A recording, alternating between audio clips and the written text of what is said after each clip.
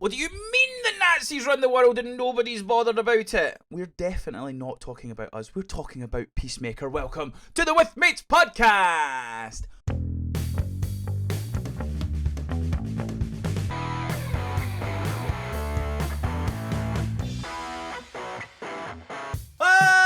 Hello, troops, and welcome back to the With Mates podcast. My name is Andrew Grayson, your host as ever. And joining me once again, he is the smacky one. He will smack thy bitch up. He is Polly Smack Post, did it? Oh no. Are we sure? Are we sure it's me? We are. I seem to not. Are you sure? Because I don't seem to have my Brit ID card on me. Are you sure it's me? We're not political. We don't talk. We don't do politics. Regardless of what that strange man at the beginning of this video said, we don't do politics. We don't talk about things that are happening in the world. We don't do it. How are we, mate? Have you had a good week? I'm good. Yeah, no, I've really been enjoying some of the content coming out this week, and I've just been busy doing stuff. So I'm here, and I'm ready to talk some Peacemaker. Lovely. I've had a pretty eventful week. Couple of auditions. Had a tooth pulled. Nice. Yeah. Oh. Yeah. Not fun. Oh. Yeah. Down what here. was that for? Oh God. And it was. This is the thing, right? I didn't realise how expensive the dentist is. So like my teeth are okay. They're not great, but they're okay. It's went up in the past few years. Oh mate, so the guys looked at it and he went, right, so there's a big filling in it. So realistically, it might not work. But your two options are you can get a root canal and I'll put a cap on it, but I don't think I can get the cap on it, or we can pull it. And I went, right, okay, what's... He's like, so if we pull the tooth, it'll be like 30 quid. I was like, right, okay, that seems reasonable. And I went, how much is the root canal? And he went, £300 and the cap will be £200. And I went, so you're telling me I'm going to pay £500 for something that might not fucking help the tooth, or I can pay 30 quid and you can just pull it out my mouth? And he went, I was like, just pull it out my fucking mouth, man. I'm not paying 500 quid for that shit. Hopefully, Jesus. Down the line I can save money and I can get a wee implant or something like that. But at the time, I was like, the tooth was killing me, so I was like, right, just fucking take it out. It's killing me now still because I've got a big hole in my mouth. But yeah. Also, oh God, might have bought a house. Yeah. Oh, yeah. It's official. Not official. Not. It's quite close to official, but it's almost official. Almost official. Yeah, almost official. Official adjacent. And Platinum Uncharted 4. Oh, well, that's the biggest news of all. That's My the God. news. Game came out in 2016 and I platinumed it fucking 2 days ago. Or last night. Jeez, yeah. oh, wow. But it's all going, mate, it's all going down in the Grayson world. But yes, of course, enough about me, enough about the wonderful Paul. We are here, of course, to talk about Peacemaker. We're here this week to talk about episode 7 of Peacemaker, which, I always like to say the titles because they need praise for the puns that they come up. Like a Keith in the Night, season 2, episode 7. So, if you're new to the podcast, welcome in, one and all. We very much appreciate you watching. But do us a wee favour, go hit that wee red button, go hit that subscribe button, get us up to 100 subscribers, and then we'll get a new goal for 200 and 300 and so on until we hit 1 billion. But yes, hit us up with a wee subscribe. And the way this podcast works is myself and Paul will give our top thoughts, non-spoiler thoughts on what we thought of this week's episode. Then we will give you a spoiler warning, and we will get into the nitty-gritty details of everything Peacemaker episode 7 season 2. Paul, penultimate episode. Andrew. Second to last. How did we feel it went? My overall thoughts? Yes. I think it was a really good episode. Really enjoyed it. It hit some of the beats that I think that the episode, the series, this second season has needed to hit, you know. And I think I'm right in some of my predictions. Think I preferred last week's episode overall. Oh, nice. I don't think that's a bad take. If I think back on it, last week's episode was... No, do you know what? It's not even a competition. Last week had so much more vigilante. Right. I mean, we got a wee bit of vigilante in this one, but... Yeah, I'm very much the same. I had a prediction, which was kind of right, but the wrong way round, which we will get into when we talk spoilers. But yeah, I thought it was a fun episode. Loved loved the reveals that happened in the episode. Loved the comedy. John Cena's acting is so good now. Like when you consider where most wrestling come actors kind of careers have went, and I'm going to see Smashing Machine on Tuesday, so I'll be interested to see how Smashing Machine. What are your thoughts about that? About Smashing Machine? Smashing, yeah.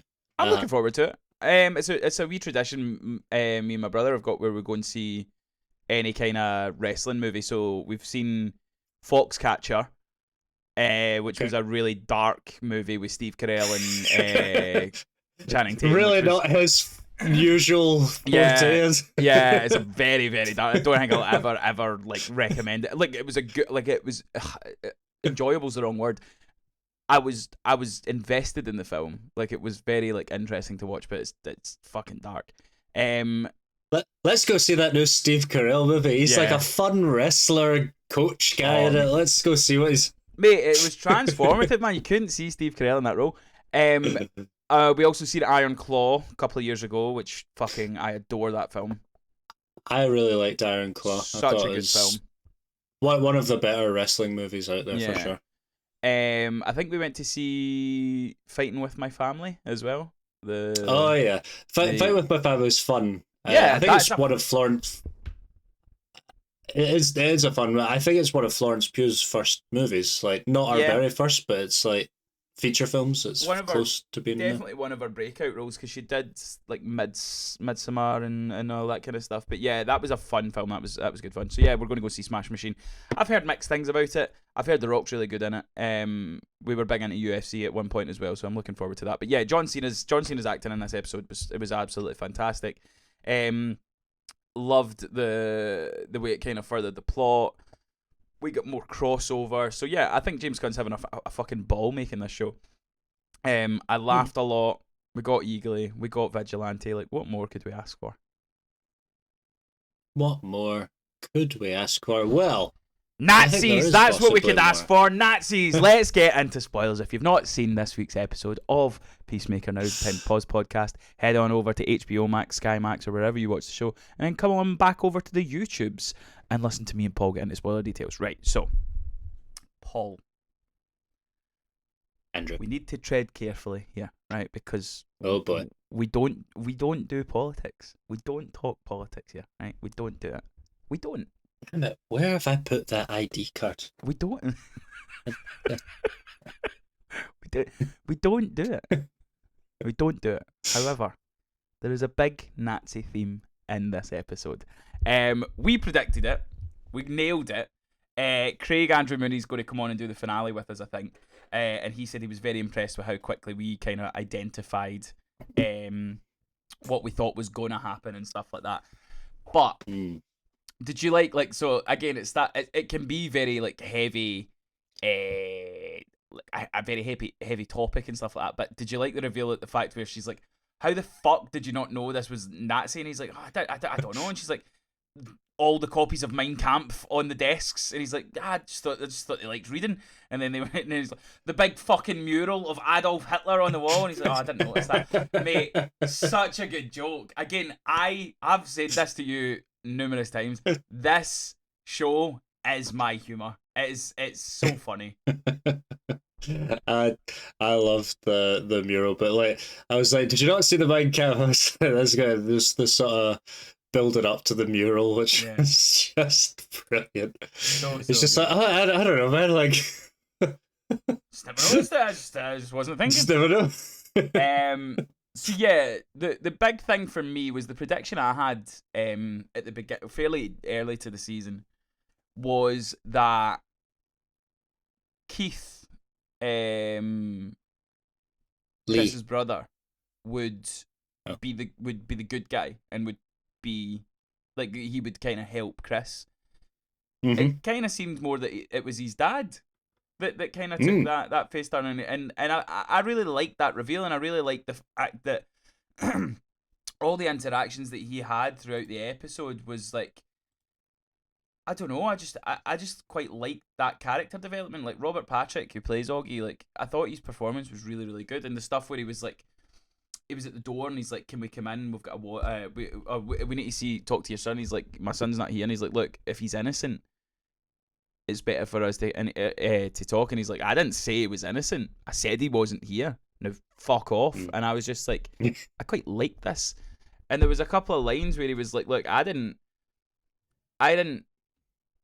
cause what happened to this world, and I'm doing the best I can." But it's almost as if he is kind of complicit, but he's kind of trying to do the right thing. I like that character development.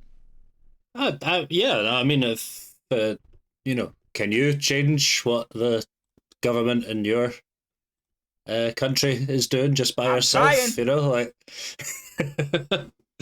you know what I mean? So it's a reversal of his previous sort of other dimension self. He's more of a good man in a bad world kind of thing, trying to make the best of it, as it were. Yeah. As opposed to the other one. Although I'm not sure if I'd go as far to say Peacemaker's world is the good world, but it's just the non-Nazi world. Well, yeah, because again, right. Again, we need to tread this line so carefully. I feel like there was a lot of holding a mirror up to the world in this episode.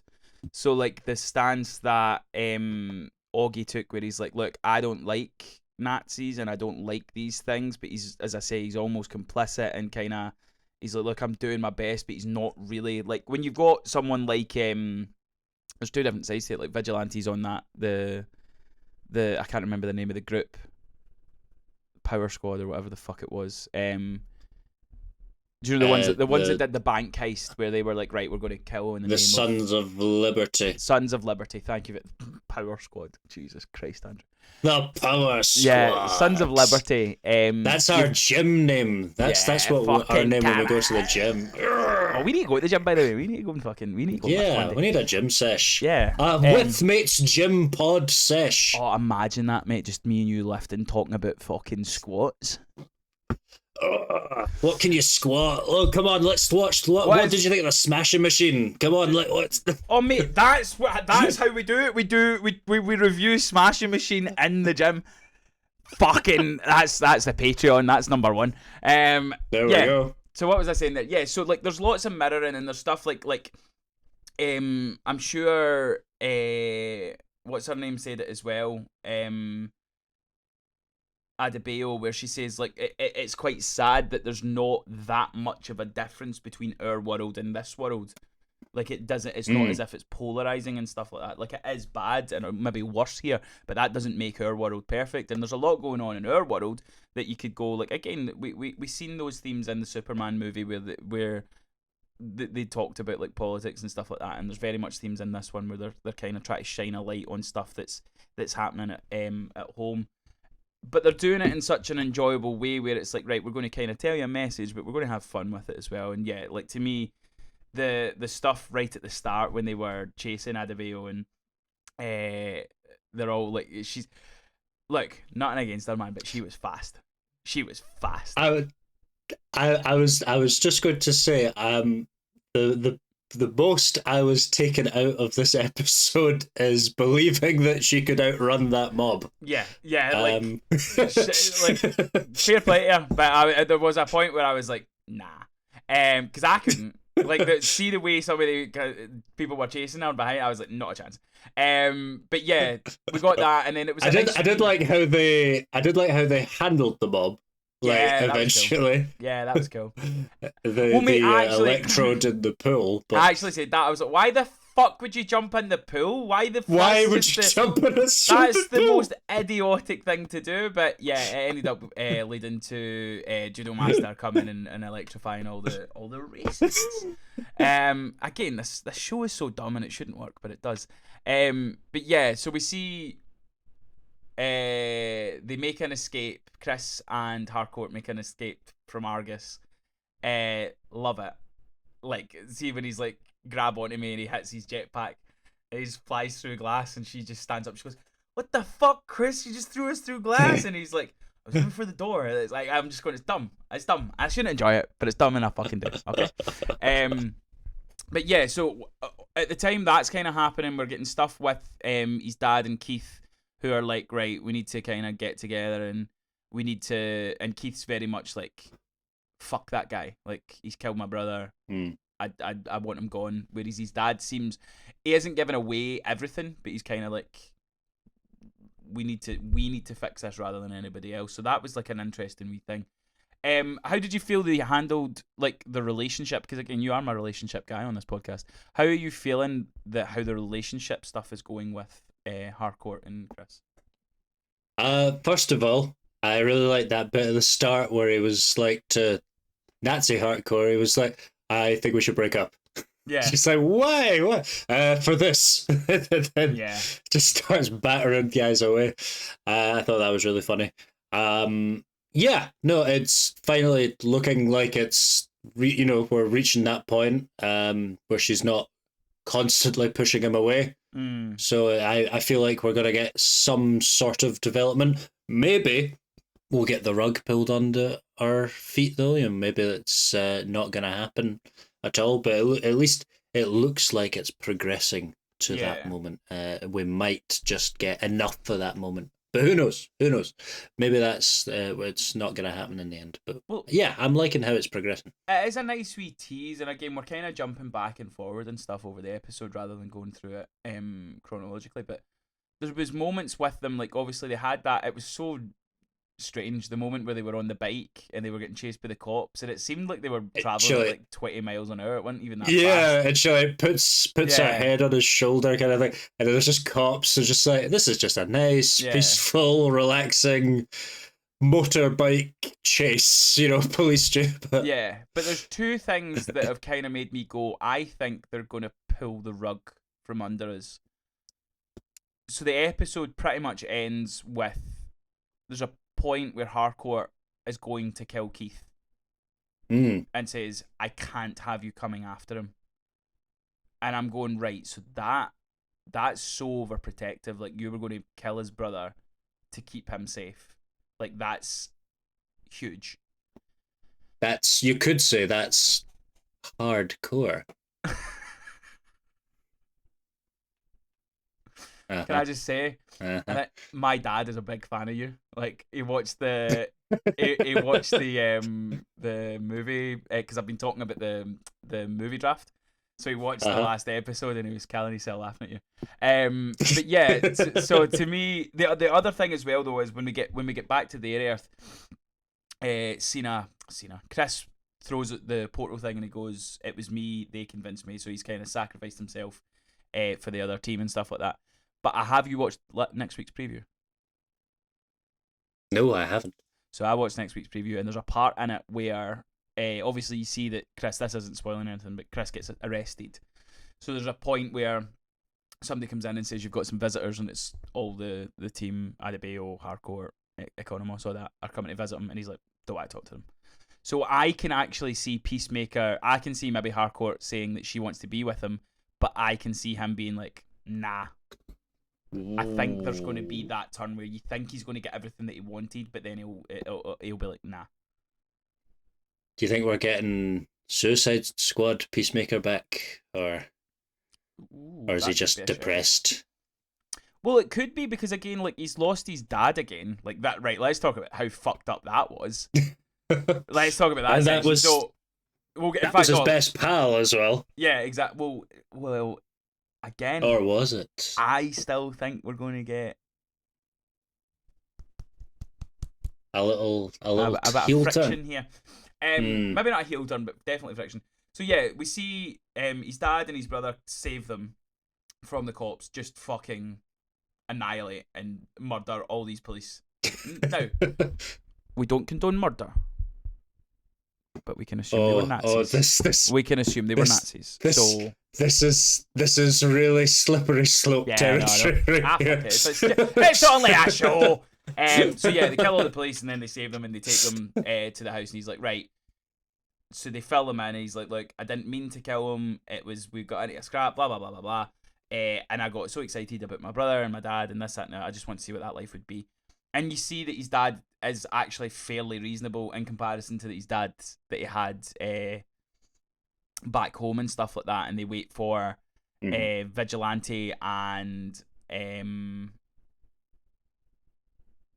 Adebayo to come back to the house. But the thing that kind of the underlying joke that I really loved was the fact that Economos was tied up this entire episode. Like everything that was going on, he was still kind of tied to the chair. I love that he tried to convince Eagly to murder Keith Kanogi, and he's just like, "Oh, you're so selfish. Just go fucking kill those people." It's just, mate, Eagly's he's between him and Vigilante are the best. But why did you think I would need a string? So good. But yeah, the entire time he's kind of tied up and they wait, and then eventually they do kind of come back, and there is one of the most brutal deaths where Vigilante flies through the window and just stabs Peacemaker's dad to death in the neck. So this is after a big monologue where he's like, "Look, I'm going to send you home." No, and then we get that death, and again, it's like there does come a point, especially if you compare him to like how he was in the Suicide Squad. There does have to be a point of sympathy for Peacemaker of everything that he kind of went through and going through. Like he killed his brother. He thinks he killed his brother. Seen his dad die in one world. Seen his dad die in another world. Like it's pretty fucked up. And we already know he's a man that is having trouble dealing with difficult emotions anyway. You know, like he gets rejected by Hardcore at the start of the series, and he doesn't even remember the freaking orgy party, you know, that he has, you know, that that the boys level party that he had. What the fuck is this show, man? Yeah. The fact that he's forgot his orgy party. It's an orgy party. I love it. But yeah, no. So he's obviously going through it. So I'm wondering if he reverts to, I'm gonna kill any man, woman, and child to get peace at any cost, kind of. Yeah, Peacemaker. He could go back to that. That's actually quite a good shout. He could go back to that. That's interesting. So yeah, obviously that fight kind of breaks out. Then you see Keith kind of tries to get back into the fight, and there's a lovely piece of acting from John Cena. There's a moment where Eagly comes in to kind of rescue, and mate fucks up Keith's face like that again. Eagly is like low key, like maniacal as fuck. Like it's mental how fucked up Keith's face got. But yeah, so they all just gang up on him, like the Eagle, the Hardcore. Yeah. Even Adebayo and Autonomous, Ozymandias, Ottoman Empire, Economos. There we go, Economos. You know, they're all trying to get in on it, you know, and obviously Vigilante again, too. It's a really brutal moment that turns into a really poignant kind of heartfelt moment where you see them really like ganging up and pulling Keith off and stuff like that. Whoa, pause. Pulling Keith off people. He was stopping the fight. No. What you said was pretty good the first time. Let's roll with that. I'll have to go back and watch it. But yeah, there's a moment of realization for Chris where he's seeing his brother having to die in front of his eyes again, and he screams, he's like, "Leave him alone, please don't. I don't want this to happen." Oh yeah, and he like proper screams as well, just like it. I got like a proper like, oh, this is like too similar to like my childhood kind of thing, and it's like it's just like it's like a scream of like no, like, you know, we can't, this can't happen again kind of thing. Exactly. You know, exactly, and it's really cool, and I really enjoyed that stuff. And John Cena, like acting wise, I thought was absolutely fantastic. While all this is happening, while the cops are coming in to try and detain the people that have kind of come through and stuff like that. But yeah, they then go through the door. We see that moment where Hardcore. So where do you think this all kind of leads to? We see that Cena kind of, I keep saying Cena. We see that Chris hands in the portal to Argus and stuff like that. Also through all this, we've seen that the guy with the specs from Superman, Lex Luthor's right hand man, is the one that's able to track the portal and stuff like that. Did you see the post-credit scene, by the way, with him? Yeah.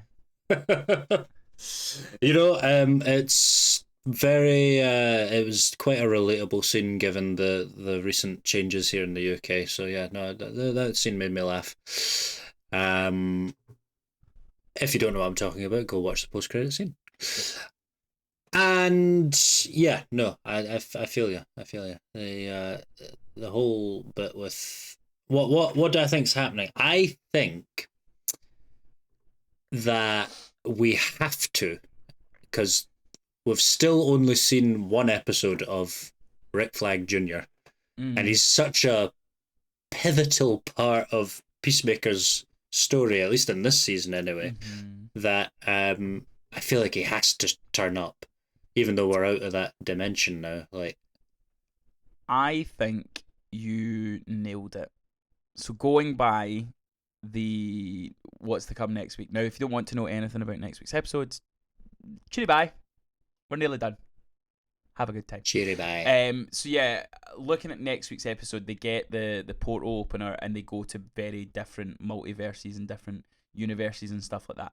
I have a feeling Senior is looking for Junior, and he's playing it off as if it's something that's going to benefit the world or blah blah blah. But there is a line from Economos where I think he's talking to Harcourt where he says, when have we ever done anything that would benefit the people? And Chris seems to be kind of pushing them away. We have had it confirmed. James Gunn has said that this is going to be a longer episode, so I think this might be like an hour long, maybe a wee bit longer than that. He says it's going to have direct circumstances for what's to come for the DCU going forward and stuff. And just by what's teased in terms of the different universes and stuff, I think the villain for the next for Man of Tomorrow will be revealed next week. Any ideas? Any ideas? I think it's Brainiac. Well, the script for Man of Tomorrow had the big kind of a big brain on it. yeah, pretty much. So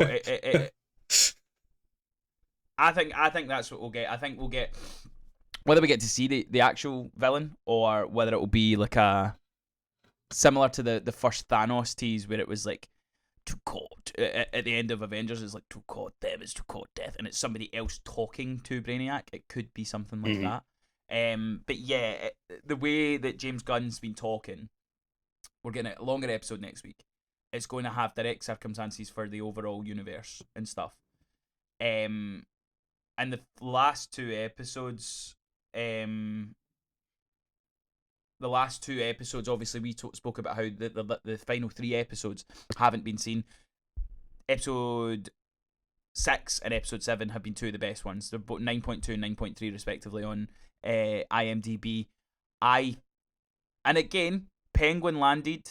DC seem to be doing really well with finales and stuff. Like we always spoke about how Marvel can't do a finale in any of these TV series. Loki did. Loki fucking nailed it. But there is a chance where I can't see anything other than loving this finale and what it's going to lead to.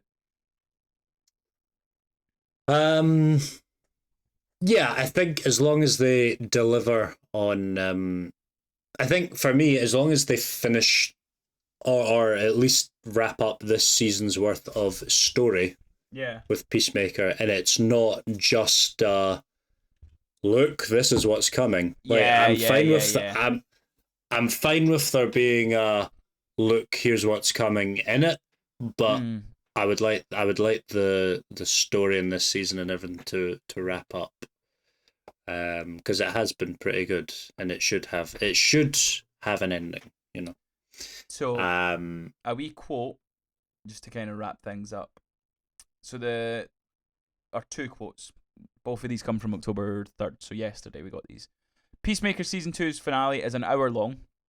James Gunn says it will explore alternate Earths and directly leads into Man of Tomorrow. So just kind of roughly what we were saying.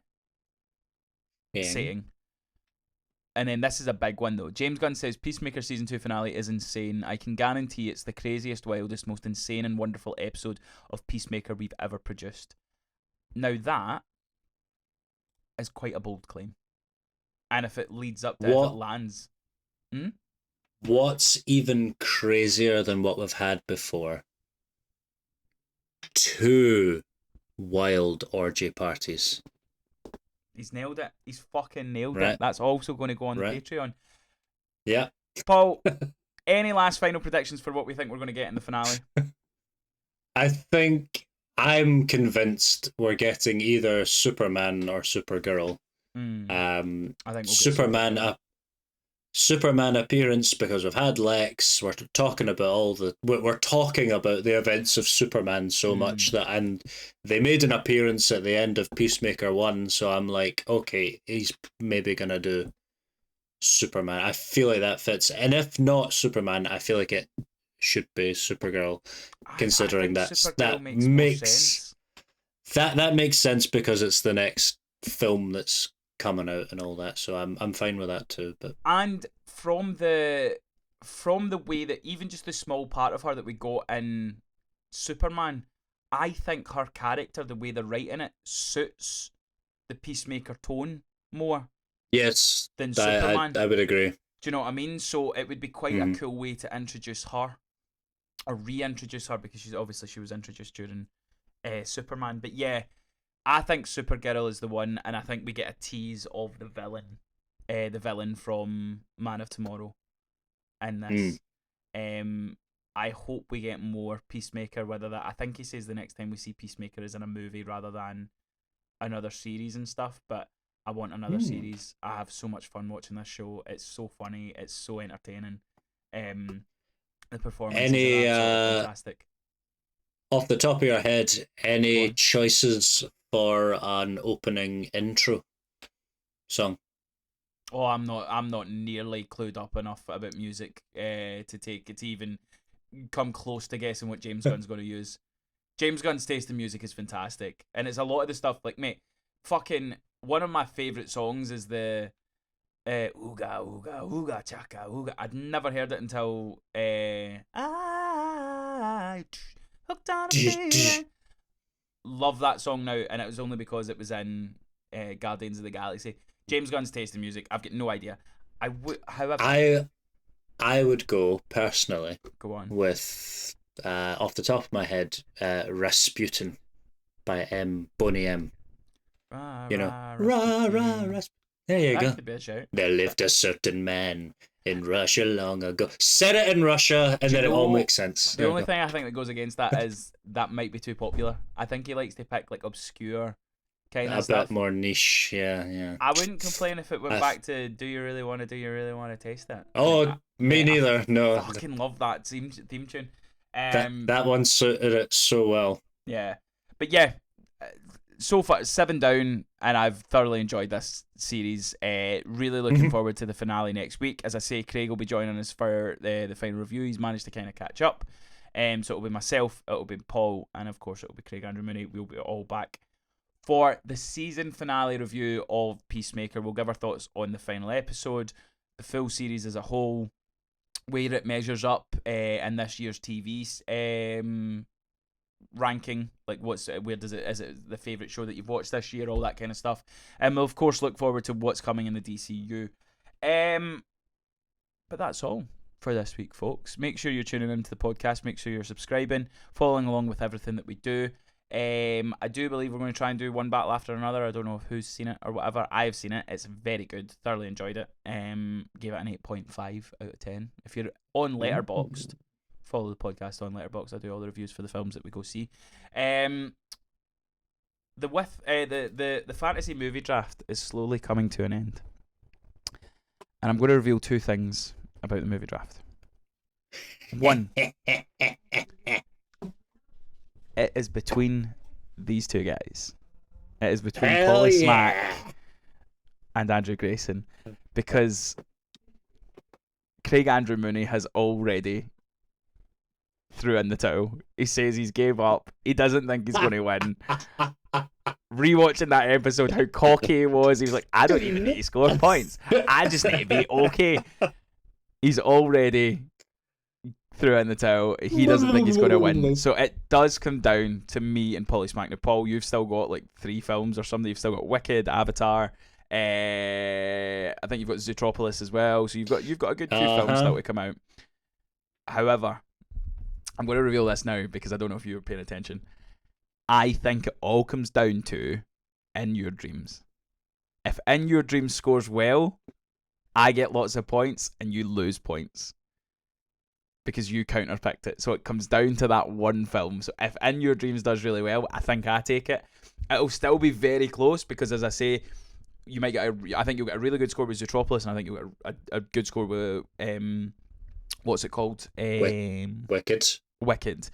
Avatar, I don't see doing as well if you look at the previous ones, but it's going to come down to us two. And something else I'm going to reveal now, but I'll talk about it more in the future, is I'm going to throw another wee curveball into the movie draft. We're going to have a new thing where we pick a series from the year. So you need to pick a series that you think will be overall rated, and we'll add that into the scores as well. But yeah, lots of exciting stuff to come onto the With Mates podcast. So if you've not already subscribed, hit the subscribe button, help us get to 100 subscribers, and then we will set more goals for the future. Check out all the podcasts, all the trailer reactions, everything that we're doing here on the With Mates podcast, and get involved in the conversation. Let us know what you're thinking of Peacemaker. Let us know what your predictions are for the finale. Who is showing up? Is it Superman? Is it Supergirl? Is it more Lex? Is it Brainiac? Is it Batman? We've not even considered that. Let us know in the comment section what you think of Peacemaker and all your predictions for the season finale. But until next time, Polysmack, where can the lovely people find you and all that you do? Well, if you were to travel to another dimension and you didn't really like most of the people around you, and you were looking for one last vestige of the old world, you might have to cling on to my Instagram, which is @StirritStory. Not even in the other fucking universe is it Polysmack. In the other, it's still Stirrit Story. It's not fucking Polysmack. I'll change it eventually. I'll change it eventually. If you want to follow me, I'm at @Alf the Grey on all social media platforms. But as I say every week, don't fucking follow me. I don't want your follow. Don't follow. It's pointless. Follow the With Mates podcast @With Mates Pod on all social media platforms. Subscribe on YouTube. Get involved in the conversation. But until next time, the finale of Peacemaker. Light us on the main G.